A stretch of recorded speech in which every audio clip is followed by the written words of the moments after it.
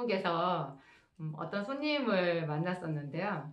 그 손님이 가끔 저에게 오셔서 재미나는 얘기도 해주시고, 제가 그때 약국이 어렵고 힘들었을 때 정말 외롭게 약국을 하고 있는 시점이었어요. 하루 종일 그곳에서 시간을 보내는 것이 너무너무 저에게 고통스러울 때 가끔 와서 좀 어떨 때는 저를 지루하기도 했지만 이야기를 해주시는 그 동네 아저씨 너무 고마웠었거든요.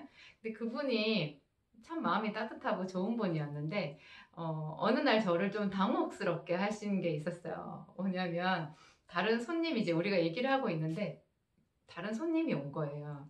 그래서 그 손님이 뭘 짧게 얘기를 하고 저에게 이제 약을 뭐 한두 가지를 사고 나갔어요. 그분이 머무는 시간은 기껏해야 1, 2분 정도밖에 안 됐어요. 그런데 이제 그분이 그 손님이 가고 나서 나랑 처음에 얘기를 나누더니 동네 이 아저씨께서 저한테 하시는 말씀. 약사님, 금방 저분, 음, 어떤 사람인지 저는 첫 보면 알아요. 그러는 거예요. 그러니까 그 잠깐 한 1, 2분 있다가 가셨거든요. 있다가 갔는데 그 손님을 자기가 잠깐 1, 2분 동안 저랑 이야기 나누는 것을 보고 하는 것을 봤지만 자기는 첫 보면 그분이 어떤 사람인지 안다라는 거예요. 보니까 아주 고집스럽고 저분은 좀 편견이 심한 사람이래요. 이렇게 길게 사귀면 안 되는 사람이라고 그렇게 얘기를 하시는 거예요. 그래서 제가 너무너무 당황스러웠어요. 그렇게 말씀하시는 그분이 저를 좋게 봐줘서 너무 고맙고 한편으로는 제가 잠깐 1, 2분 저한테 있다가 약을 사간 그분한테 제가 지금 저랑 이야기를 나누는 이분이랑 둘이서 그분을 씹은 것 같아서 좀 미안하고 좀 당황스러웠어요. 그런데 우리도요, 이분처럼 어떤 사람을 보았을 때 그냥 편견을 가질 때가 참 많아요. 그리고 또 어떤 사람뿐만 아니라 어떤 문제에 대해서도 우리가 다 안다고 생각할 때가 너무 많은 거죠. 그게 특별히 신앙 안에서 예수 그리스도 안에서 신앙생활을 하면서 어떤 영적인 것과 결부되면 너무너무 사람들이 담대해지는 것 같아요. 그래서 목회를 하시는 목사님들이 제일 두려워하는 사람 중에 하나가 목사님 제가 며칠 전에 꿈을 꿨는데요. 목사님 제가 하나님께 기도해 보니까요. 하나님이 말씀하시는데요. 뭐 이렇게 얘기하는 사람이라고 하거든요.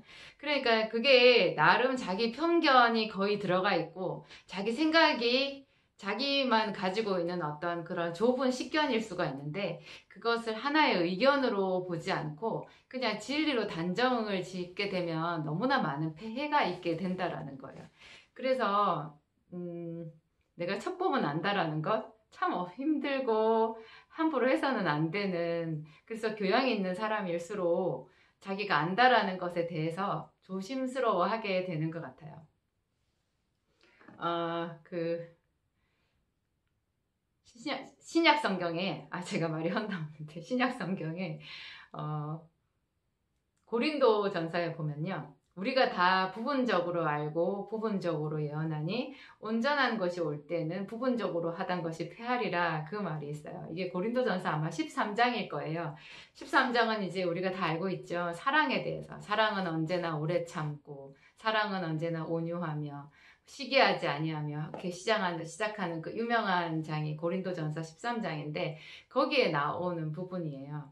온전한 것이 올 때는 부분적으로 하던 것이 패하리라. 거기서 우리가 다 부분적으로 알고 부분적으로 예언하니 이 말이 있어요. 그러니까 그게 사도 바울이 고린도 교회에 아주 강하게 그러니까 부드럽지만 강하게 단언을 한 거예요. 그러니까 믿음으로 어떤 기도를 해서 안다라고 생각하는 것 너무 확신하지 말아라. 우리가 아는 것은 부분적으로 아는 것일 뿐이다.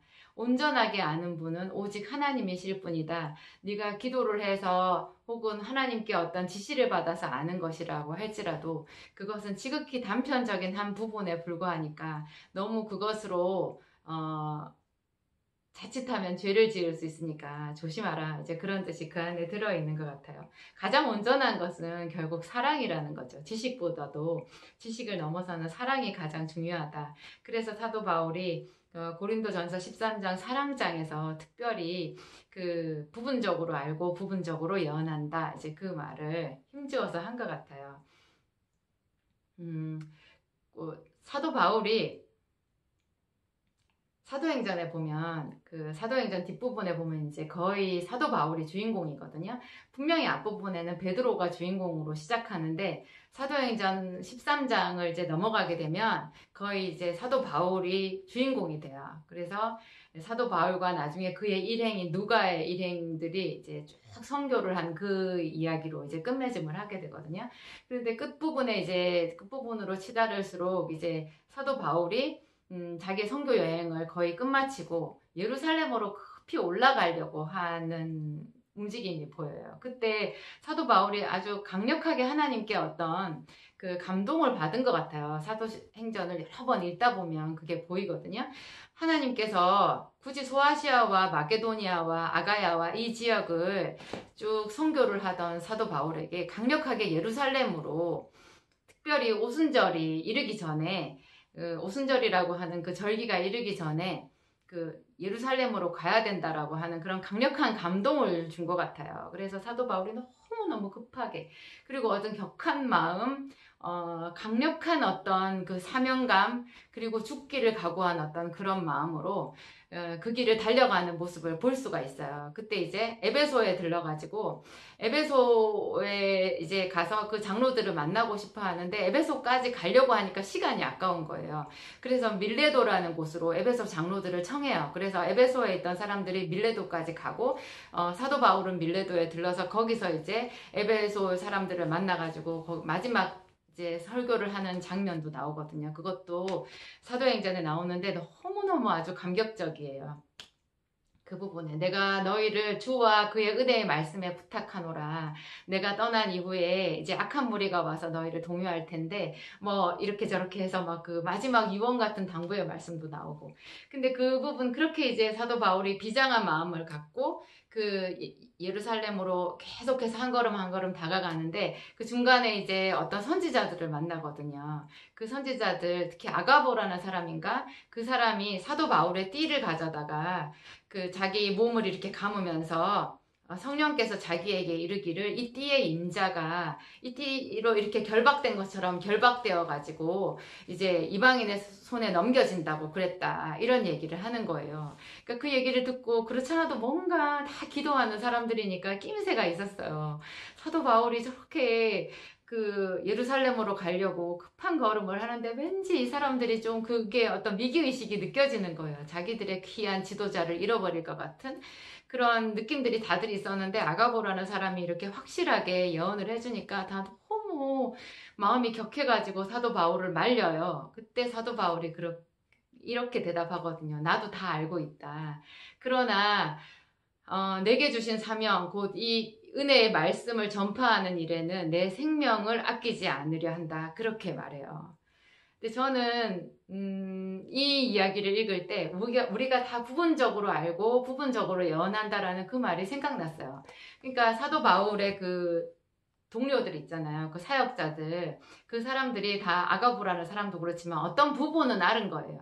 분명히 예루살렘에 가서 사도 바울이 이방인들한테 결박을 당하고 대제사장 그 사람들한테 이제 속아가지고 그 사람들의 그 계략에 빠져서 이제 죄수의 몸이 될 거라는 거, 죽을 수도 있다라는 거기까지는 분명히 알았어요. 그것도 사실이었거든요. 그런데 사도 바울은 그것보다 더 큰 것을 아는 거예요. 그 일이 자기가 마땅히 이 세상에서 하나님께 받은 사명이라는 것, 자기가 걸어 나아가야 되는 하나님께서 기뻐하시는 바로 그 헌신의 길이라는 것까지 아는 거예요. 그러니까 다른 사도들도 바울의 동역자들도 그런 부분에 있어서 자기가 가지고 있었던 그 지식을 더 강력하게 주장하지 않고 이렇게 내려놓을 수 있는 마음이 있었잖아요. 그게 참 믿음 안에서 중요하다라는 생각이 들어요. 우리가 이제 부모 자식 간에도 그렇고 부부 간에도 그렇고 아내들은 남편한테 이런 말을 잘하거든요. 남편이 하는 사업이 잘 안 되면 근데 당신 그렇게 될 거라고 진작부터 알았어. 내가 그렇게 하지 말라고 그랬잖아. 이런 말을 우리가 잘할 수 있어요. 자녀들한테도 그런 말을 할 수 있어요. 이런 것을 일종의 사후 해석이라고 하더라고요. 일이 끝나고 난 뒤에 해석. 뭐 축구 경기 우리가 그 A매치 이런데 국제 경기에 나가서 지고 나면 거기에 대해서 뭐 리얼한 이런 그 분석들, 질 수밖에 없는 패인들, 뭐 신문 기사에 아주 대문짝만하게 다 나오잖아요. 근데 그런 것을 뒤바꾸어서 예를 들어서 이겼다라고 할지라도 또 그 기사들은 똑같이 그것은 예견된 일이었다고, 이런 거가 아마 이길 수밖에 없는 그런 일이었다고 이렇게 또 나온다고 해요. 그러니까 우리가 알고 있는 지식은 결국 코에 걸면 코걸이, 귀에 걸면 귀걸이가 되는 거죠. 제가 또 한 가지 말씀드리고 싶은 건, 우리가 아는 지식이 우열을 가리기 어렵다라는 한 가지 재밌는 사실, 구약에서 다윗과 선지자 나단을 저는 자주 비교를 해요. 이런 거 있잖아요.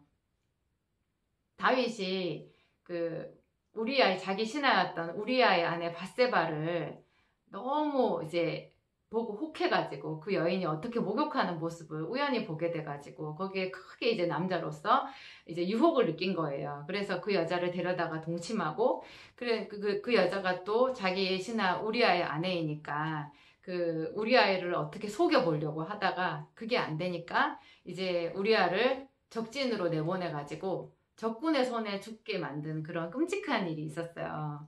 그리고 그 우리아가 죽었다라는 소식이 들리자마자 밧세바를 조용히 데려다가 자기 정식 아내로 삼고, 그래가지고 그 밧세바가 낳은 아들을 자기 품에 안고 뭐 이런 일이 있었던 거죠. 그런데 이 일을 선지자 나단이라는 사람이 다윗을 찾아가서 하나님께 어떤 계시를 받은 거죠. 그래서 다윗 왕을 책망해요. 어떤 도시에 부자하고 가난한 사람이 있었는데, 그 부자는 양과 소도 많았고 되게 부자였지만 가난한 사람은 다 양 한 마리가 있었다. 그랬는데 부자에게 손님이 왔는데 이 부자가 자기 양을 잡기가 아까워가지고 그 가난한 사람의 한 마리밖에 없는 양을 빼앗아가지고 자기 손님을 대접했다. 그런 예화를 드니까 다윗이 보록 화를 내면서 내 나라 안에 그런 놈이 있다니 당장 그 놈은 하나님께 저주를 받을 것이고 나도 아주 그 놈을 혼내주겠다, 뭐 이런 식으로 얘기를 해요. 그랬더니 선지자 나단이 그게 바로 당신이다 그러면서, 아무도 몰랐을 줄 알았던 그 다윗의 그 남몰래 범죄 있죠. 그 끔찍한 것을 나단이 아주 다 꺼내놓는 거예요. 하나님이 가르쳐 주신 거죠. 그래서 그 와중에 이제 이게 다윗의 이제 멋진 점인데요. 다윗이 선지자 나단 앞에서 무릎을 꿇고 하나님께 무릎을 꿇은 거죠. 무릎을 꿇고 자기 죄를 크게 회개하고, 그래서 선지자 나단이 그래요. 당신의 저주대로 이 일이 당신에게 임해서 밧세바가 낳은 당신의 아들이 죽게 될 거다, 이렇게 얘기를 하거든요. 그래서 밧세바의 아들이 이제 크게 열병을 낳는데, 이 부분에 있어서도 다윗은 참 놀라워요. 하여튼 그 이야기는 다음에 드리기로 하고, 다윗 이런 상황에서 보면 선지자 나단은 정말 하나님께 어떤 계시를 받고 아주 치밀하게 또 왕 앞에 나가서 그렇게 말하는 거 용기거든요. 그렇게 할 수 있는 멋진 선지자인데, 그냥 다윗은 왕일 뿐이에요. 그것도 아주 부끄러운 방법으로, 너무 끔찍한 방법으로 자기 신하의 아내를 빼앗고 그를 죽인 그런 죄인의 모습이 이 부분에서 딱 나오는데, 우리가 수많은 세월이 지난 지금 이 시점에 성경을 보면요, 나단이 쓴 성경은 없어요. 선지자 나단은 그냥 다윗의 시대에 활동했던 그 잠깐의 영역밖에 이렇게 나오지 않거든요. 그런데 다윗은 시편을 썼잖아요. 그 시편에 구약 어떤 성경보다도 많은 예수 그리스도에 대한 예언이 나와요. 그리고 특별히 사도행전에서 사도 베드로가 구약 성경 시편에 나와 있는 다윗의 말을 인용을 하거든요. 주께서 생명의 길로 내게 보이셨으니 주의 앞에는 기쁨이 충만하고 주의 우편에는 영원한 즐거움이 있나이다. 주께서 그로 썩음을 보지 않게 하사, 죽지 않게 하사, 뭐 이런 이야기들이 있잖아요. 그걸 시편에 예언되어 있던 것들을 다 이야기를 하면서, 그 다윗은 선지자라, 그 사람은 이미 죽었지만 그 사람은 장차 오실 예수 그리스도에 대해서 그가 죽은 다음에 부활하실 것을 이와 같이 예언했다, 그렇게 말해요.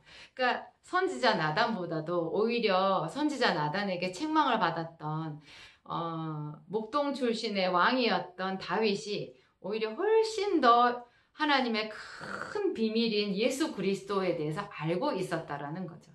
그러니까 선지자 나단이 크겠어요? 다윗이 크겠어요? 우리가 참 알 수 없는 것 같아요. 내가 알고 있는 것 너무 일부분이라는 생각이 들고, 성경에 대해서 뿐이겠어요? 우리가 집을 사고 팔고 자녀를 어떤 대학에 보내고 진로를 결정을 해주고 뭐 이런 부분에 있어서도, 또 이웃집의 누구에 대해서 우리가 판단을 할 때도 우리는 우리가 알고 있는 것으로 단언해 버릴 때가 너무 많은데, 참 이런 거 부끄러운 것 같아요. 하나님 앞에서는 너무너무 부끄러운 일이고, 그래서 결론은 정말 공부를 많이 해야 된다.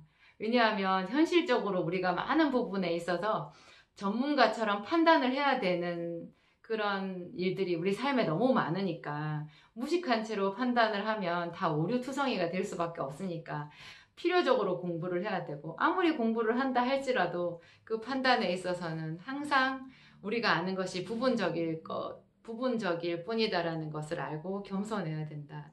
이런 내용이 되는 것 같아요. 오늘 제 이야기 재밌으셨나요? 재밌으셨기를 바라면서 감사드립니다.